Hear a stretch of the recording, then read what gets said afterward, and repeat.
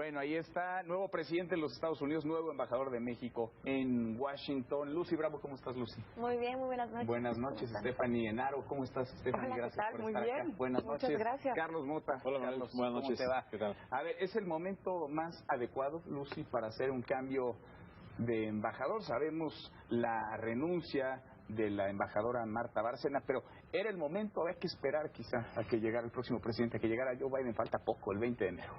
Así es, bueno, quizá no sé si sea el momento adecuado, pero sí es un momento clave en la relación entre México y Estados Unidos por tres razones básicas. Por supuesto, estamos en medio de una transición presidencial, la salida de Trump y la entrada del demócrata Joe Biden, pero también estamos en medio de este ambiente enrarecido entre México y Estados Unidos por esta felicitación tardía, hay que decirlo, por parte del presidente mexicano. Mes y medio después de la elección. 41 días se tardó precisamente, sí, en enviar esta carta, que por cierto también es una carta sui generis, si la comparamos con la carta que envió, por ejemplo, al republicano, una misiva de 7 páginas en un tono muy distinto, mientras que esta fue de apenas 2 o cuartilla y media, y parecía más bien como una hoja de ruta de una agenda de trabajo, más que una felicitación. Y por supuesto el tema que ha marcado un poco la relación bilateral en los últimos meses, que es la cuestión de seguridad con la detención del general Salvador Cienfuegos y las recientes modificaciones a la Ley de Seguridad Nacional, que sí llegan, digamos, o aprovechan un poco el contexto que está viviendo Estados Unidos, mientras que Donald Trump es considerado ya un presidente llamado, ellos lo llaman lame duck, que está ya de salida, y por supuesto la entrada de Biden. Entonces yo creo que eso sí va a marcar la agenda bilateral en los próximos años, y va a haber un cambio radical, porque sí hay que decirlo, que las prioridades de Trump no son para nada las de Biden, y bueno, seguramente lo discutiremos ampliamente, pero creo que sí llega en un momento clave. Clave, a Trump más o menos le teníamos tomada la medida, ¿no? Y él a nosotros, desde luego, pero con Biden hay que construir desde cero. Claro, y es un reset, y a mí todo esto me recuerda mucho a 1993, porque es cuando se da la firma del Telecán. Pero aparte de todo eso, también hay un reset con nuestro embajador, estaba Gustavo Petticcioli, renuncia y se pone uno nuevo. Entonces lo vemos más o menos las mismas circunstancias, porque también está el TEMEC, que es como esta reanudación de votos, ¿no?, entre la relación bilateral. Y también hay que entender esta relación bilateral que se está dando en un contexto internacional atípico. Por la pandemia se están acelerando muchos procesos, sobre todo la era digital. También tenemos un concepto que la seguridad nacional ha pasado a ser personal, que es lo que nos ha dejado el virus.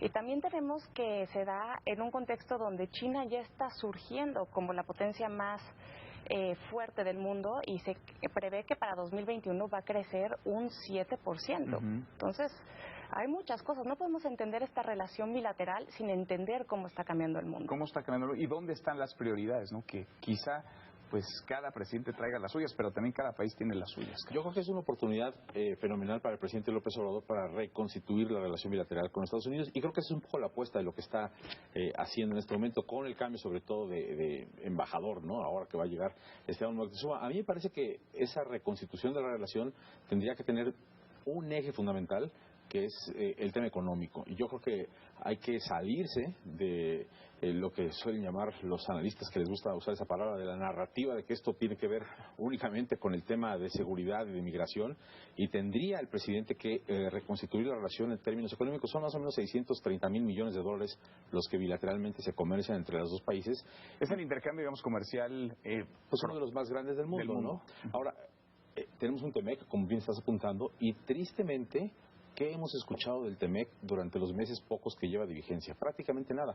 Lo único que hemos escuchado es justamente océano de complejidades que está marcado por el tema de la migración, que está marcado por el tema de la seguridad, ahora con estas nuevas leyes para disminuir la presencia de los agentes de la DEA. Este tipo de temas me parece que empantanan lo que es la oportunidad de oro que tiene México para, constituirse como el socio comercial firme y constante de los Estados Unidos a lo largo de la siguiente década. Algo que no se ha mencionado mucho y que ojalá Esteban Moctezuma tome, porque hay que ser claros, esta oportunidad para el presidente López Obrador es de generar practicidad, tal como lo hizo con Donald Trump, y llevarlo con otro personaje, que es Esteban Moctezuma, al terreno de los demócratas. Que yo creo que Esteban lo podrá hacer bien, pero sí el foco tendría que ser ese, porque la economía está desplomada, porque la oportunidad está ahí, el documento está firmado y prácticamente no escuchamos nada. Centrarlos en lo que puede traer coincidencias y en lo económico, ¿no? No tanto en donde estarían las diferencias. El presidente López Obrador leyó bien, pudo entender bien a Donald Trump. No sé si podrá hacer lo mismo con Joe Biden, porque son personalidades muy distintas. Ahora, también el ambiente está muy revuelto en Estados Unidos. ¿Qué tan relevante es México hoy realmente en Estados Unidos y en la agenda del presidente Joe Biden? Realmente yo creo que no forma parte en estos momentos de sus prioridades. O por lo menos no querrá abrir un frente con México.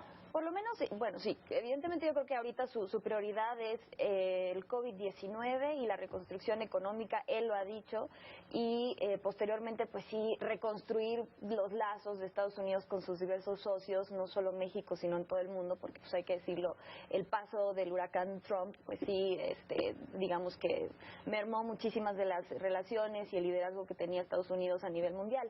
Ahora, yo realmente no sé si esta visión que Carlos menciona se refleja, digamos, como en la postura o en la política exterior que en estos momentos defiende el presidente Andrés Manuel López Obrador, porque bueno, empezamos un poco con este pie izquierdo, en esta recalibración de la relación con Estados Unidos, con Joe Biden ya al frente, porque en la carta ni siquiera menciona el tema económico tal cual. Él se enfoca antes que nada en este principio de la no interferencia y en el tema migratorio. Entonces él está también marcando cuáles son sus prioridades.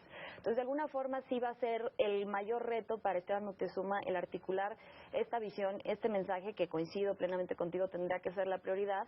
Y creo que Esteban sí es un personaje que se ha caracterizado por ser conciliador y creo que eso va a aportar mucho a la embajada allí en Washington. Y acá, ¿no? Porque ya es de sobra sabido una diferencia abismal de posiciones, de posturas, de formas incluso entre la Cancillería y la embajadora de México en Washington.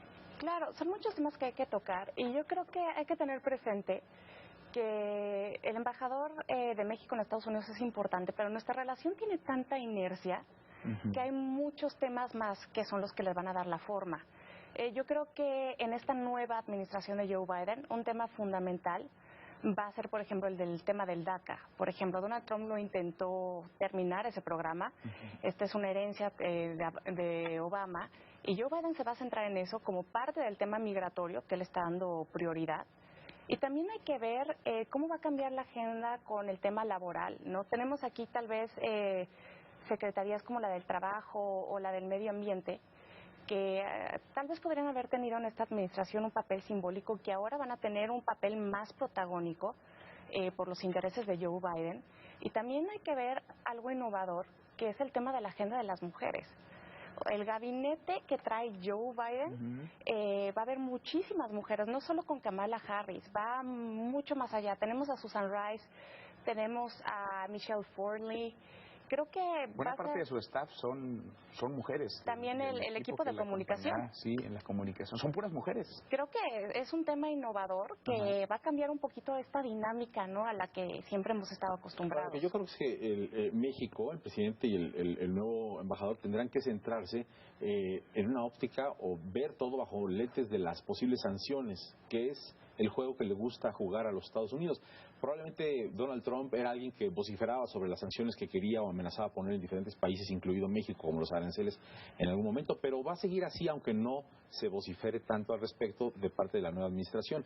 Y en esos términos, por ejemplo, el tema laboral es crítico, ¿no? Porque ahora con las nuevas reglas del TEMEC efectivamente va a haber una especie de evaluaciones de parte de ciertos organismos en los Estados Unidos y las sanciones van a ser de naturaleza económica. Cuando algo no le guste al presidente Biden en Estados Unidos, la sanción va a ser económica. No creo que vaya por el lado de DACA, es mi punto de vista, no creo que vaya por otro tipo de circunstancia, tema migratorio y tal. Yo creo que el eje económico sí debería de ser fundamental, y si no se pone la pila el gobierno de México al respecto de cuáles son las sanciones que serían económicas en prácticamente una miríada de problemáticas, vamos a entrar en un problema, ¿no? Ahora, no todos los demócratas quieren, les encanta el TEMEC tal y como está. Ese es otro problema. Se abre un riesgo ahí, una posibilidad de que otra vez entremos en este pantano. Por lo menos lo van a vigilar con lupa. El tema laboral, ya empezaron, ya hay alguna mención ayer o anteayer de un organismo laboral en Estados Unidos que evalúa y dice esto no está funcionando, México no está cumpliendo con los estándares laborales y nada más están haciendo de la vista gorda con lo que firmaron. Y ojo, porque ahí sí, aunque Trump hablaba y a veces no hacía, estos quizá no hablen, pero probablemente sí hagan y ese va a ser un problema, ¿no? Claro, las formas cambiarán. Tal cual, y bueno, incluso Kamala Harris, ella votó en contra del TEMEC en su momento, quien es ahora será la vicepresidenta estadounidense, pero más allá de eso, yo creo que sí los demócratas, desde un principio su postura frente al TEMEC siempre fue de mayor vigilancia, o sea, sí un tema mucho más que se metían a los detalles de la implementación del tratado, más que lo que manejaban, por ejemplo, en el discurso desde la Casa Blanca de Trump.